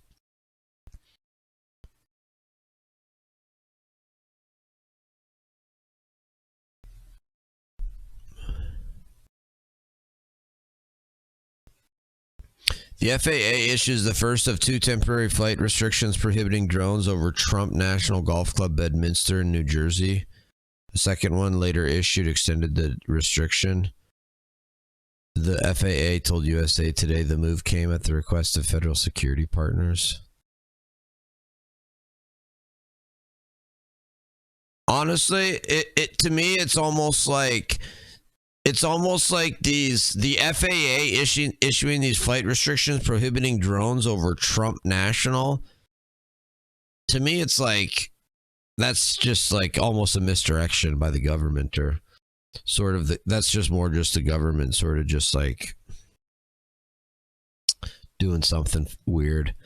The FAA issues a temporary flight restriction over Picatinny Arsenal military base in Morris County, New Jersey on November 25th. I mean, these are just sort of weird things to be doing. These are moves that really don't make sense with the nuclear theory. November 26th, a medevac helicopter is prevented from picking up an injured car crash victim at the Raritan Valley Community College in Branchburg, New Jersey, because drones were spotted in the area. The landing site is relocated away from the campus, which is commonly used as a landing site for helis from the New Jersey State Police Emergency Medical Services Response Program for emergency transports. Wow, so they literally couldn't land in their normal spot because of these things.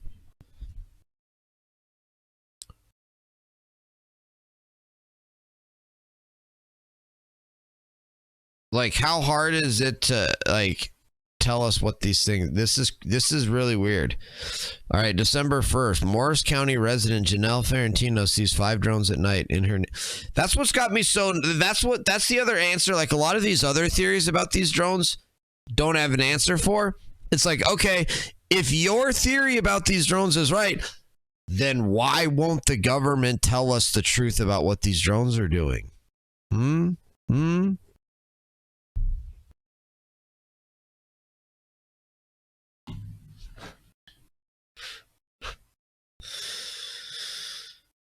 So there's going to be a nuclear psyop. Just don't have an emergency during an alien invasion. Very shrimple. All right, December 1st, Morris County resident Janelle Ferrantino sees 5 drones at night in her neighborhood near the Bontoon Reservoir in Parsippany. The next night, she sees 4 hovering and moving around in different directions. Morris County Prosecutor's Office in New Jersey on December 3rd says drone sightings pose no known threat to public safety. December 3rd, the FBI issues a statement revealing drones have been reportedly seen flying in several areas along the 70-mile Raritan River in New Jersey. The agency did not specify exactly where the sightings along the river were. Along the river.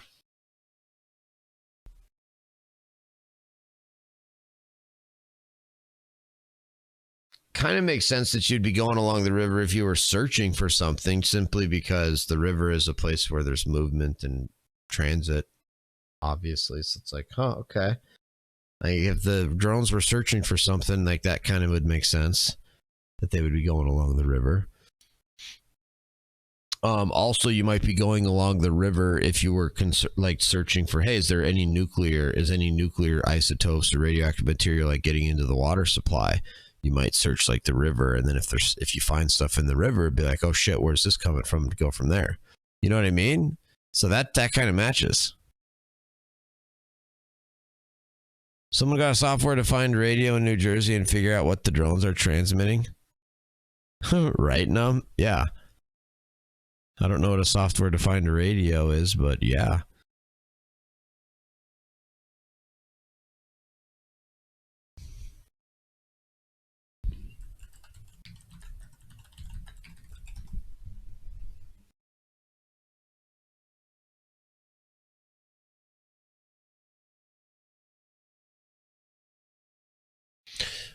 A radio communication system where components that conventionally have been implemented in analog hardware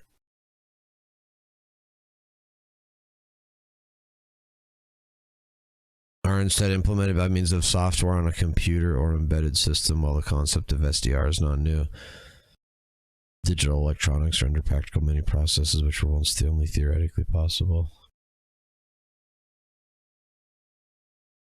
Analog multiplexing, analog modulation, circuit mode, statistical multiplexing, variable bandwidth, packet switching, dynamic TDMA, FHSS, frequency hopping, spread spectrum. This is the type of shit that Num would be. This is the type of stuff that Num says in chat.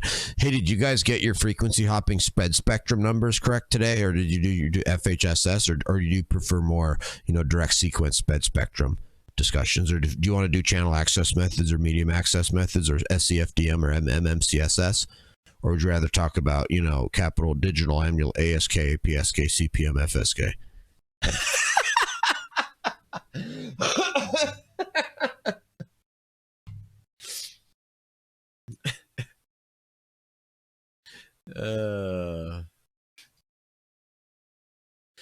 So the White House lied to the mayors of all their towns. That's what it sounds like, right?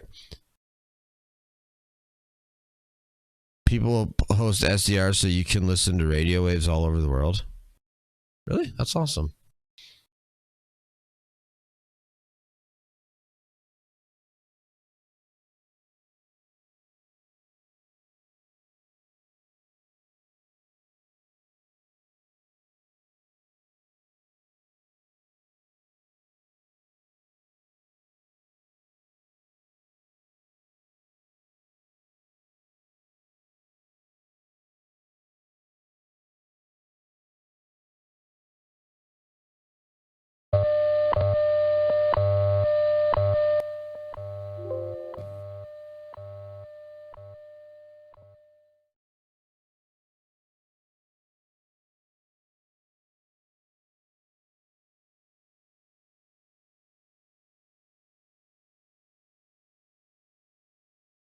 Coordinated universal time.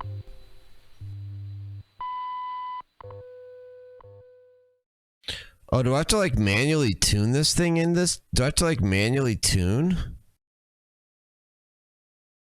Dude, what the heck is this thing?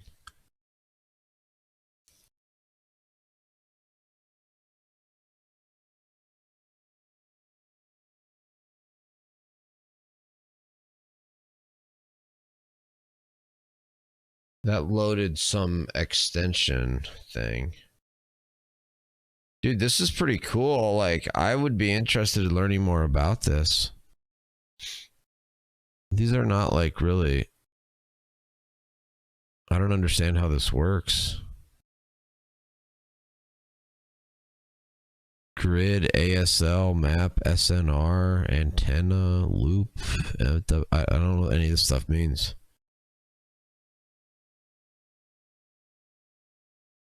This isn't shortwave radio type stuff, is it? This is for AM and FM or what? Or all of it?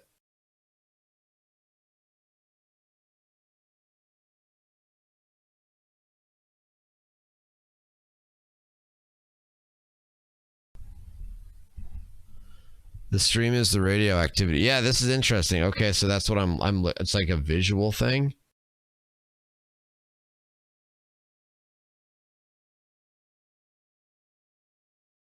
Huh, that's interesting. I'd like to learn more about that. Of course, I love radio. I've tried to learn as much as I can about radio. I find radio to be one of those topics that's almost like, dude, it's a very old technology, and yet even today people don't understand how radio works. People have no clue how most people can't grasp it in their mind how radio works. Think about that.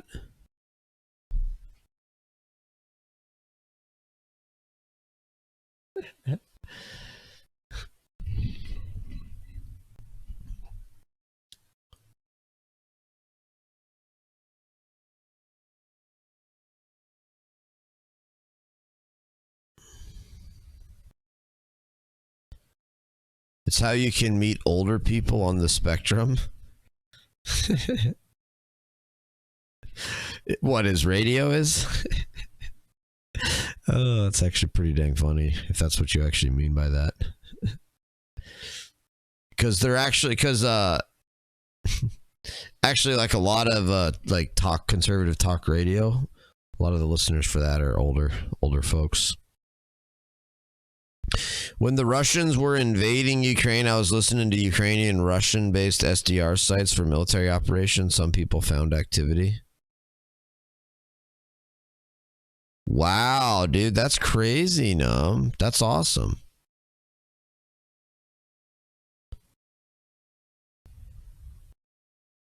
Radio really is the precursor to all the modern tech we have. Yeah, it really is.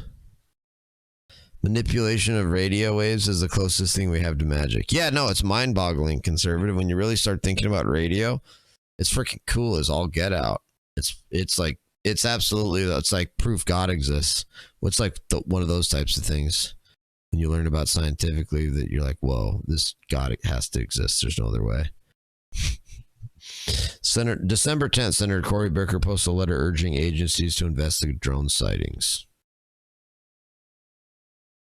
Wow, man, that's crazy. Well, I don't know. I don't know the answer on the drones. But it sounds... The fact that they're searching for something, I would say it's a high probability they're searching for something. Whether it's actually nuke material or not, I don't know. Don't believe everything you read on the internet, but a lot of these are comments that he himself has made that you can watch on camera or you can read comments that he's made. All I'm saying is sometimes people lie about what somebody said, both in the news and on the internet. And that's what I was referring to in my comment. That's why I'd rather sit down, look him in the eye, and talk to him one-on-one and listen to his sworn testimony in committee. He's obviously he's done some very interesting things in his career. President Trump has chosen him. But I've got a lot of questions. How likely do you think it is that he does get confirmed? I don't know. I have any idea. I can't predict the future. I have to wait for it like everybody else. But unlike some other nominees who may have one or two issues, it seems like, there's a series of questions that Republicans have. There's the ag issue, there's the life issue, there's the vaccine issue. Is this just too many cross currents? Well, hell yeah, I guess that's awesome. Republicans have. I think I would say senators, not just Republicans. Look, our job is to make sure. I support President Trump. My job and my colleagues' job is, at least on the Republican side of the aisle, is to make sure that the president's choices are going to help him move his agenda, our agenda forward, and that's what we're doing. It's not meant to be personal. It's meant to be thorough, and I think by his own admission, Mr. Kennedy has said that he can be provocative at times. It's probably my word, not his. But I'll tell you what his lawyer did, going to the FDA to get rid of the polio vaccine, not to study the polio vaccine. I'm all for studying every vaccine we have. We need to make sure that every medicine's safe. But his lawyer didn't want to just study the vaccine. He wanted to get rid of the polio vaccine. And that's bone deep down to the marrow stupid. as far as I'm concerned. And I hope Mr. Kennedy will no longer associate himself with. I have not looked into the history of the polio vaccine. I know the basics about it. Probably not even the basics, really. With this media. Are you going to tell him that? Yeah. Thank you. Wow. These people are pathetic. I don't want to watch that dolt.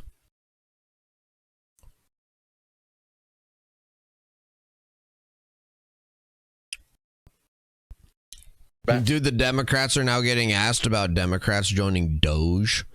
The first House Doge caucus meeting today, a handful of House Democrats have joined that caucus. Has there been any dissent? What do you make of your fellow Democrats maybe teaming up with Elon Musk and Vivek Ramaswamy? Well, look, again, we'll see in the next Congress what the details of the committee, and we talked about this at a prior briefing here, the difference between the Doge caucus of members versus the official committee that could be chaired by a member as well. But Democrats are willing to work with anyone to make government more efficient. I think that's the important piece. We want to be responsive to everyday Americans. We want to deliver infrastructure projects in the fastest possible way. So I love how now all of a sudden Democrats are just practical, pragmatic people. We just want to make an efficient government that helps everybody. Yeah, right. Anybody that Democrats are willing to go and listen or go to a meeting and hear some thoughts and ideas on how we streamline government, how we respond to our constituents and become more efficient. That's what is important. Now, there's a lot of caveats here, and my colleagues have talked about this. That does not mean that we support privatizing the Postal Service. That does not mean we are going to prioritize under a broader efficiency category, displacing jobs and vital services that the American public relies on. So we will speak out against those policies that hurt our communities. But we're going to listen and have conversations about efficiencies and making government more efficient. I was a mayor of a medium-sized city and have spent a lot of time, going over details and trying to find efficiencies where we can. My colleagues behind me have been in government collectively for decades at different levels, and that's who we are and what we stand for, and we're going to continue to do that. It's important that if we really have representative government, everybody's at the table and everybody's had different perspectives. So there may be things that people are thinking about cutting or they sound stupid or they want to eliminate, but because they've never worked on the program, they don't understand the implications. So having people of different backgrounds and different perspectives in the same room at the same table is healthy. And I have had, I'm not going to name names, I have had very real conversations with people about manufacturing or that they're like, I didn't know that. I didn't know that. So I think it's good for people to talk to each other, to listen to each other. 2 ears, 1 mouth. So now the Democrats are up here having to like defend to the Democrat media why they're actually talking to Republicans. I love it so much. And so we should hope that as we go into the next year, tariffs is a good example where I remind my colleagues, tariffs are a tool in the toolbox. We need to listen to each other. And the other side can learn from us. We can learn from them.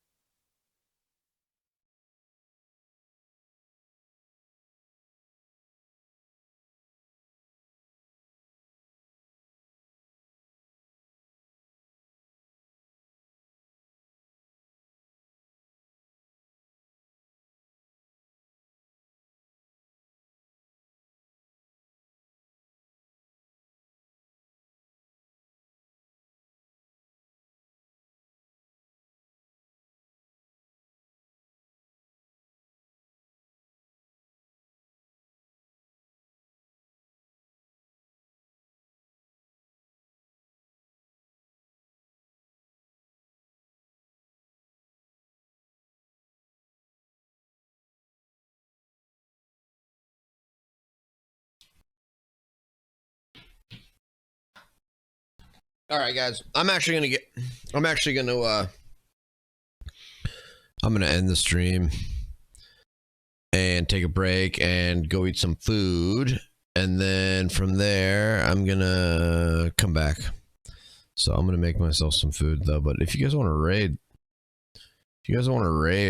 with me, we'll see if there's anybody to raid. I don't know if there really is.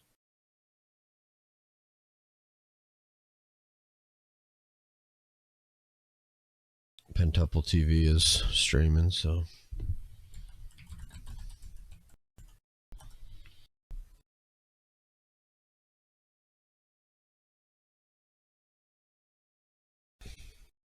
I'm supposed to ask them, be like, is 1.3 okay? They asked for £1, right? So anyways, I would do this at the deli.